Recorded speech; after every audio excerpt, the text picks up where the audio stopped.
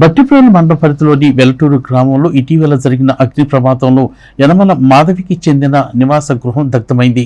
వారికి మంగళవారం 3,000 రూపాయల ఆర్థిక సహాయం, బియ్యం, దుస్తులు అందించారు. ఇదే క్రమంలో గ్రామంలో ఎస్టీ సామాజిక వర్గానికి చెందిన ఎలిజబెత్ క్యాన్సర్ వ్యాధితో మృతి చెందడంతో ఆమె కుటుంబ సభ్యులకు 5,000 రూపాయల నగదు, బట్టలు అందించారు.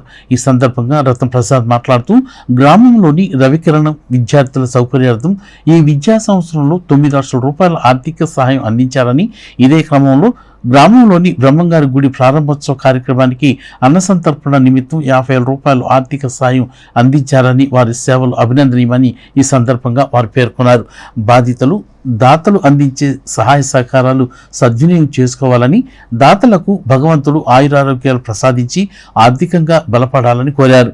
కార్యక్రమంలో కాట్రగడ్డ గోపాల్, కోట సీతారామయ్య, చవ్వాకుల శివకుమార్, లీలా కృష్ణ, అనిల్, కందుల శివకృష్ణ, పరిసర కుమార్, సాంబశివరావు, మోటూరి వినీల్, పమిడి ముక్కల సుబ్బయ్య తదితరులు పాల్గొన్నారు. వెలటూరు గ్రామంలో మరి అగ్ని బాధితులు ఇల్లు కాలిపోయిన వారికి బియ్యం, మరి బట్టలు, 3,000 రూపాయల క్యాష్ ఏవన్పల్లి రవికిరణ్ గారి మిత్రబృందం ఇటువంటి. అదేవిధంగా మరి ఎలిజబెత్ అని ఎస్టీ కాలనీ వారు చనిపోయారు. వాళ్ళ భర్త గారికి కూడా మరి బాగా నిరుపేద కుటుంబం, పాపం వాళ్ళు నిజంగా దుర్భరమైన జీవితంలో ఉంటారు.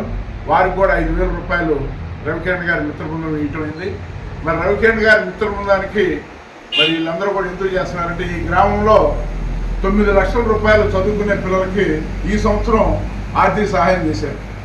మరి అట్లా కాకుండా వెంకయ్య ఈ బ్రహ్మంగారి గుడికి మరి వాళ్ళు రేపు భోజనాలంటే 50,000 రూపాయలు ఇవ్వడం జరిగింది. అట్లా ఏదో ఒకటి రవికిరణ్ గారి గ్రామానికి అనేక చేస్తున్నారు కాబట్టి